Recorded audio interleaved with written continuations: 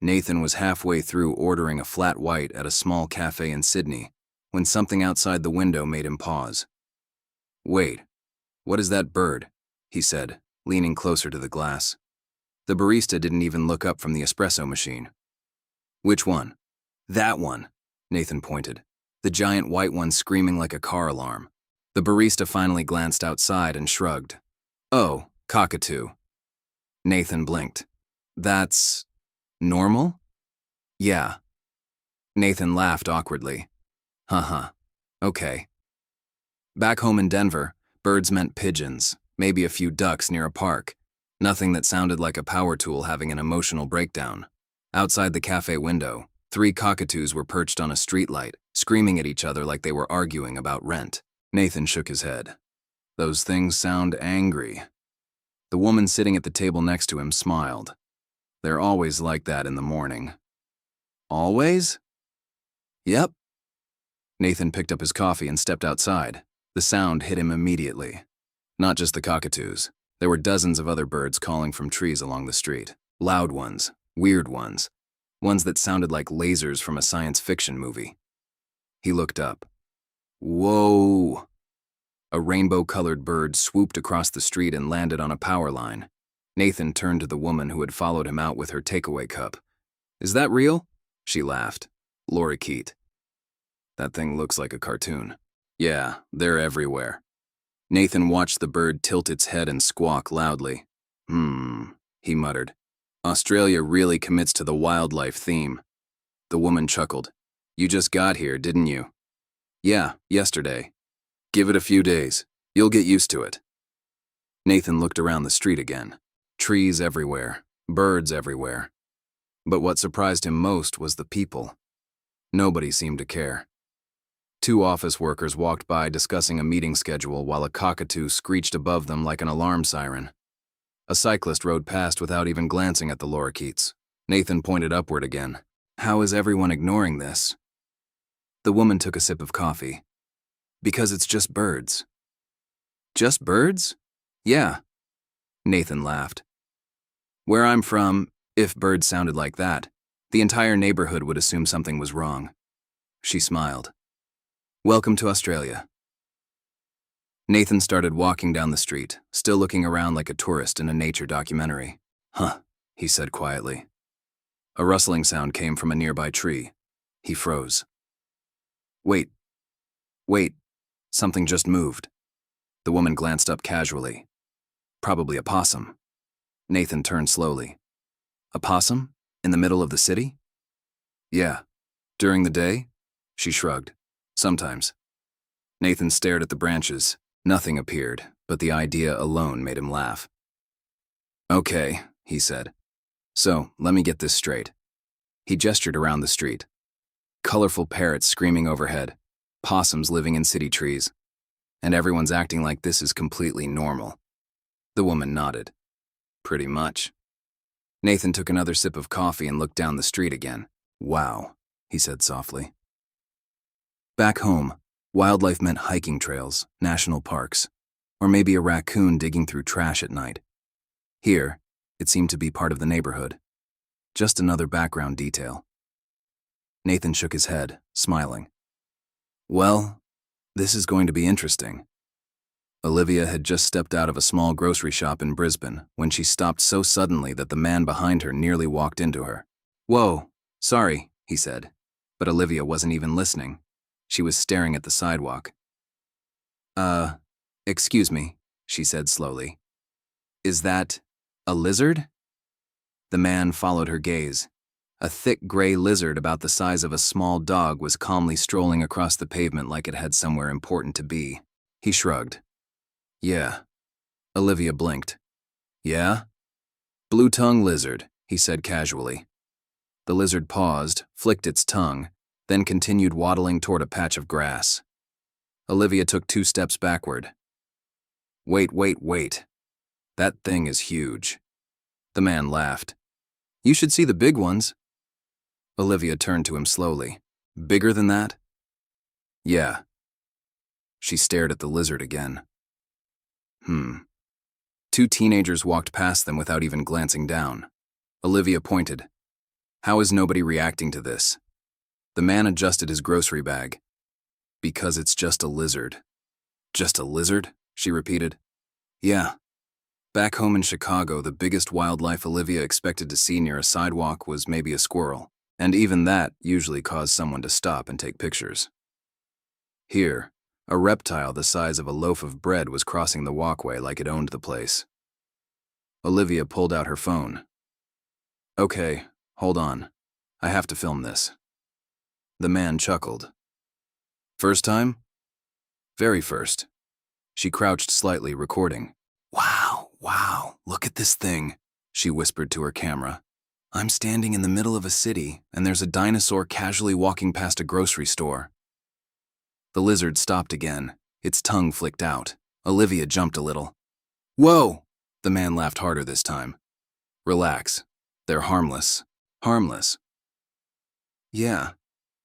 Olivia watched it move into the grass. Still, she said, that feels illegal somehow. Illegal? I don't know, she said.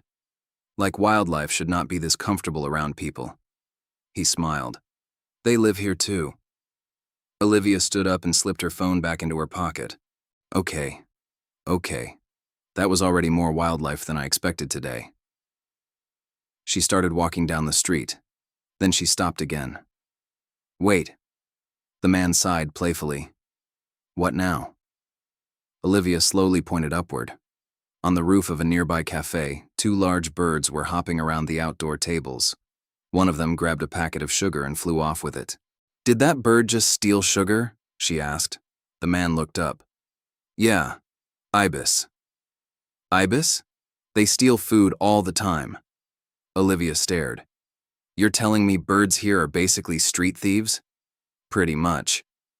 At that exact moment, another ibis swooped down toward an empty table where a woman had left half a sandwich. Olivia gasped. Whoa. The bird grabbed the sandwich and took off. The woman returned 2 seconds later, saw the empty plate, and sighed. Oh, come on. Olivia rushed over. Wait, did that bird just steal your lunch? The woman nodded. Yeah, happens. Olivia blinked.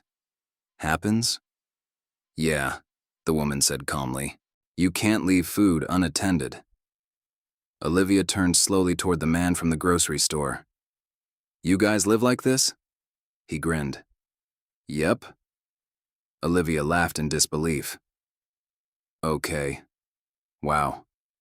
She looked up at the sky again where the ibis disappeared between buildings. In America, she said, birds mostly just exist. The man nodded. Here they participate. Olivia shook her head, still smiling. All right, she said. I've been in Australia for 24 hours. She pointed toward the park where the lizard had disappeared. I've already seen a sidewalk dinosaur. Then she pointed to the roof where the ibis had been. An organized bird crime. The man laughed. Olivia exhaled slowly. Yeah, she said. This country is different. Marcus was halfway through eating a meat pie at an outdoor table in a small Melbourne park when something brushed loudly through the branches above him. He froze. Wait. Across the table, his Australian coworker Daniel kept scrolling through his phone. Marcus tilted his head upward. Did you hear that? Hear what? That, Marcus said. Another rustle came from the tree. Marcus leaned back in his chair and stared into the leaves. Something's up there. Daniel finally glanced up. Oh, yeah. Marcus waited. That's it? Marcus said. Daniel shrugged. Probably a possum. Marcus blinked. A possum? In the tree above our lunch table? Yeah. Marcus looked around the park. People were eating sandwiches. A couple walked a dog. Someone jogged past with headphones. Nobody seemed remotely concerned that a wild animal was apparently living directly above the picnic area. Marcus leaned closer to Daniel. Okay, but shouldn't we move? Daniel looked confused. Why? What if it jumps down? Daniel laughed. They don't do that. How do you know? They just don't. Marcus kept staring at the tree. Back home, he said slowly. If someone said there was a possum above their lunch table, that table would immediately be abandoned. Daniel took a bite of his pie. Yeah, but they're harmless. Marcus folded his arms. You keep saying that about everything. Daniel smiled. Because most of it is. Marcus pointed toward the branches again. Still feels like we're eating inside a nature documentary. Daniel laughed. You should see the parrots when they show up. Marcus frowned slightly. Show up? Right on cue, a loud screech echoed across the park. Marcus jumped. Whoa! Daniel didn't even flinch. A flock of colorful parrots swooped down into a nearby tree. Marcus stared. Wow. The birds immediately began screaming at each other like they were arguing over rent payments. Marcus shook his head. How does anyone focus with that noise? Daniel shrugged. You tune it out. Marcus laughed. No way. But as they sat there, something interesting happened. Nobody reacted. Not the jogger. Not the couple walking their dog. Not the woman reading a book on the bench. The parrot screamed. The possum rustled in the tree. Leaves shook overhead, and the entire park carried on like it was background music. Marcus leaned back slowly. Huh. Daniel noticed. You're realizing something. Marcus nodded. Yeah. Daniel took another bite of pie. Go on. Marcus gestured around the park. This is normal for you guys. Yep. All of it. Yep. Marcus laughed quietly. That's wild. Daniel grinned. Literally. Marcus watched one of the parrots hop along a branch. Where I'm from, he said, wildlife is something you drive 2 hours to see. Daniel nodded. Here it just shows up. Marcus pointed toward the tree above them again. And nobody panics? Daniel shook his head. Rule number 1. Marcus leaned forward. Rule. Daniel nodded. Leave it alone. Marcus repeated it slowly. Leave it alone. Yeah, Daniel said. Most animals won't bother you if you don't bother them. Marcus thought about the lizard he'd seen earlier that morning crossing a bike path, then the cockatoos outside his hotel window.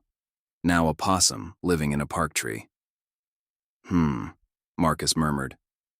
Daniel noticed the shift in his expression. You're getting used to it already. Marcus smiled. I wouldn't go that far. Just then, one of the parrots swooped lower and landed on the edge of a nearby table. Marcus leaned away immediately. Whoa. The bird looked at them. Marcus whispered, Is it looking at my food? Daniel nodded. Probably. Marcus quickly covered his plate. You guys deal with wildlife like coworkers you don't like. Daniel laughed. How so? Marcus shrugged. You acknowledge they're there. He nodded toward the bird. But you try not to interact. Daniel smiled. That's actually pretty accurate. Marcus relaxed slightly in his chair. The parrot eventually flew away. The park noise settled again. Marcus exhaled. Okay, he said. Daniel raised an eyebrow. Okay, what? Marcus looked around the park one more time. I think I'm starting to understand the system. Daniel grinned. And? Marcus nodded toward the trees. You guys don't fight the wildlife. Daniel leaned back. Exactly. Marcus chuckled. You just live with it. Rachel was standing in line at a small seaside fish and chip shop in Queensland when the man in front of her suddenly pulled his food tray closer to his chest. Careful, he said casually. Rachel blinked. Careful of what? The man pointed upward. Rachel slowly looked up. 2 enormous birds were sitting on the roof beam directly above the outdoor seating area. One of them tilted its head and stared at her. Rachel said quietly. Why is that bird looking at me like that? The man grinned. Because you're holding food. Rachel laughed nervously. Okay, but birds look at food everywhere. Not like these ones. What do you mean? Before he could answer, the bird suddenly swooped down. Rachel gasped. Whoa! The bird landed on the empty chair next to her table and stared at the wrapped fish basket in her hands. Rachel froze. Wait! What do I do? The cashier inside the shop leaned out the window. Don't panic, she called. Rachel slowly turned her head. I'm trying not to. The man in front of her chuckled. That's a seagull. Rachel blinked. A seagull? Yeah. Rachel looked at the bird again. This seagull is the size of a small drone. The cashier laughed. They're bold around here. Rachel tightened her grip on the food tray. The bird hopped one step closer. Rachel whispered, It's coming closer. The man shrugged. Yeah, they test people. Rachel stared at him. They test people? To see if you'll drop food. Rachel looked down at her basket. I'm definitely not dropping food. Another seagull landed on the railing behind her. Rachel slowly turned her head. Oh, come on. Now there were two. The cashier leaned on the window counter, clearly entertained. First time dealing with Australian seagulls? Rachel nodded quickly. Yes. Rule number 1, the cashier said. Hold your food tight. Rachel nodded. Doing that. Rule number 2. Rachel waited. Don't feed them. Rachel laughed nervously. That was never the plan. The first seagull hopped closer again. Rachel pulled her tray toward her chest. Okay, this is intense. The man beside her smiled. You'll get used to it. Rachel looked around the seating area. People were calmly eating fish and chips while seagulls patrolled the tables like security guards. One kid casually waved a fry in the air while a bird tried to grab it. His mother said without looking up, Stop teasing the birds. Rachel watched this entire scene unfold. Huh. The first seagull suddenly flapped its wings loudly. Rachel flinched. Whoa! The bird lunged slightly toward the basket. Rachel instinctively stepped back. Hey! The cashier shouted from the window. Oi! The seagull froze. Then it casually hopped backward. Rachel blinked. Wait, it listened to you? The cashier shrugged. They know the voice. Rachel laughed in disbelief. Of course they do. The birds eventually wandered toward another table where someone had left fries unattended. Rachel exhaled deeply. Okay. The man beside her smiled. You survived. Rachel looked down at her untouched basket of fish and chips.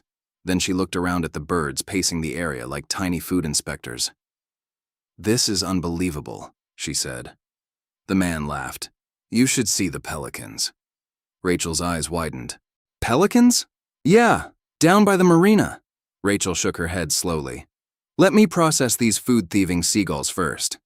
She sat down carefully and took her first bite. A bird cried loudly in the distance. Rachel sighed. You know what's funny? The man raised an eyebrow.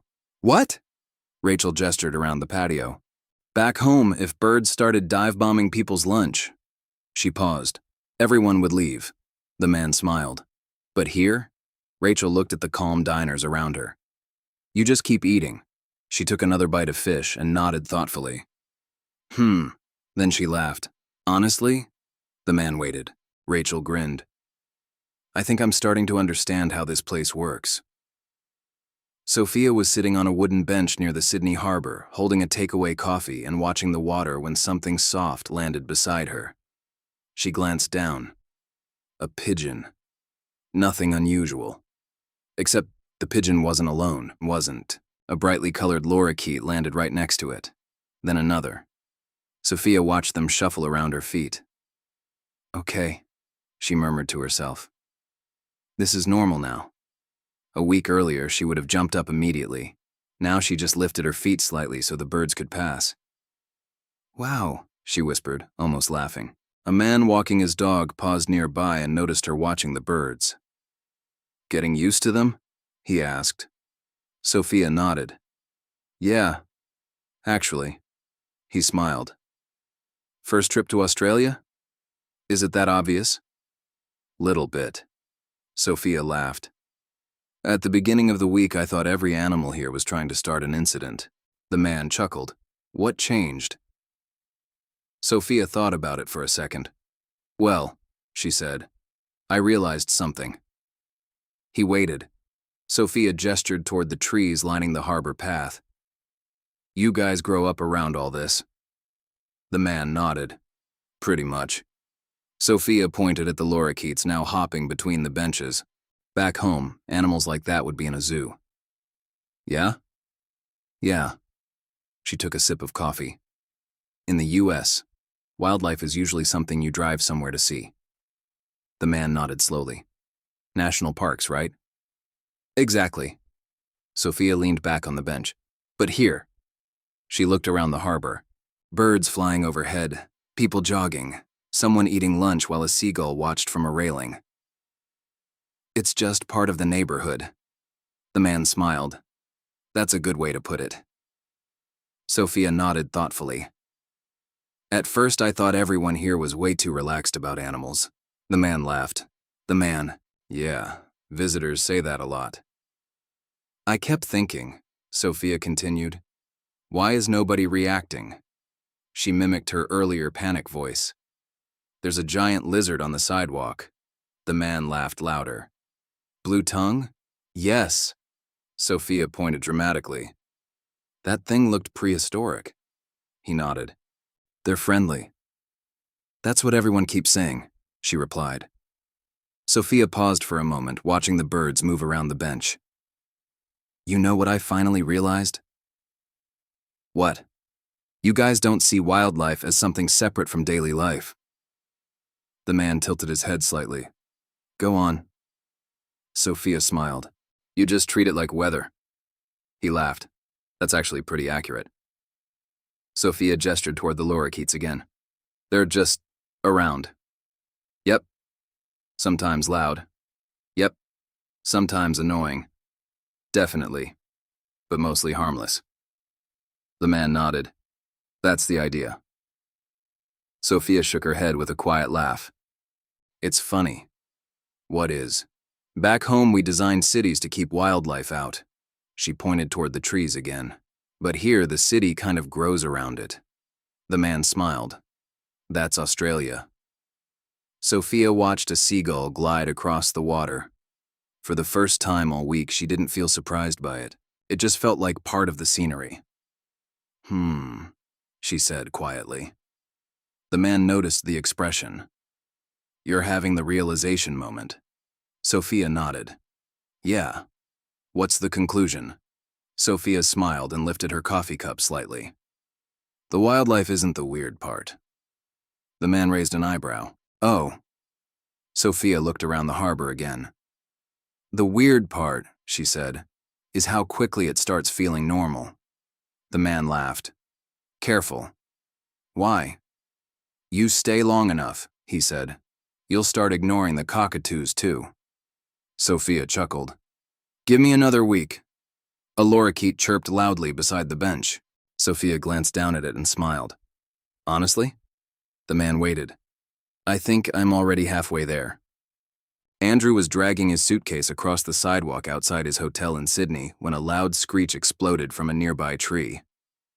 Whoa, he said automatically. Then he stopped. A week ago, he would have jumped. Now he just looked up calmly. 3 cockatoos were sitting on a streetlight, yelling at each other like they had unfinished business. Andrew nodded at them. Morning, guys.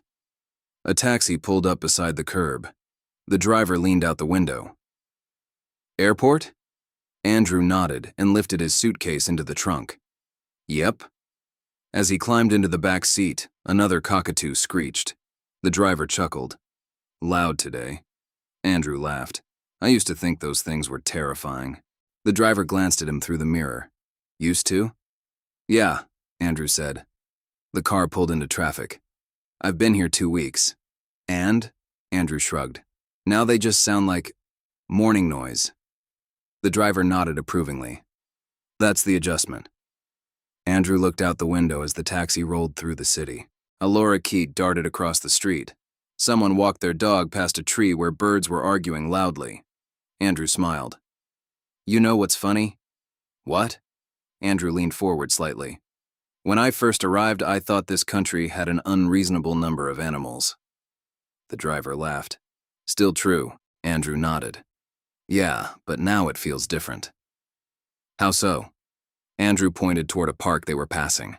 2 ibises were pacing near a bench where someone was eating breakfast.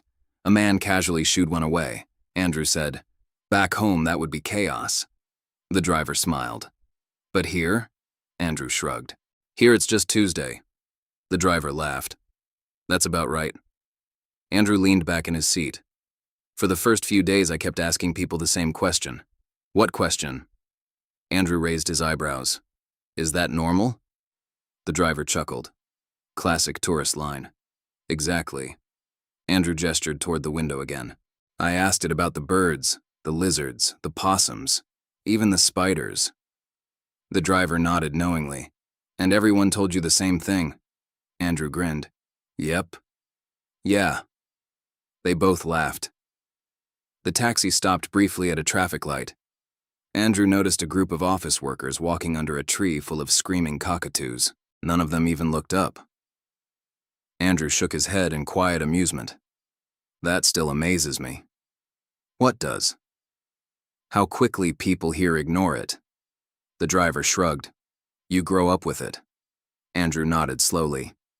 That's what someone told me the other day. He looked out the window again. I realized something after that. What's that? Andrew smiled. It's not that Australians love dangerous animals. The driver laughed. Good, because we don't. Andrew continued.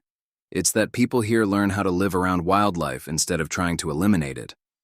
The driver nodded thoughtfully. That's a fair way to say it. The taxi turned onto the highway toward the airport. Andrew watched the city skyline shrink behind them. You know, he said, I think that's the biggest culture shock. What is? Andrew thought for a moment. Back home, we treat nature like a place you visit. The driver nodded.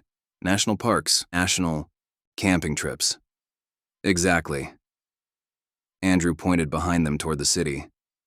But here, he smiled slightly. Nature just shows up at lunch. The driver laughed loudly. Yep. Andrew leaned back and crossed his arms comfortably. When I get home, I'm going to notice something weird. What's that? Andrew said. Everything's going to feel quiet. The driver raised an eyebrow. Quiet? Andrew nodded. No cockatoos screaming. No ibises stealing sandwiches. No random lizards crossing sidewalks. The driver smiled. You might miss it. Andrew looked out the window one last time as they approached the airport. He thought about the birds outside the cafes, the possum above the picnic table, the seagulls guarding fish and chips like professional thieves. Andrew laughed softly. Yeah, he said, I probably will.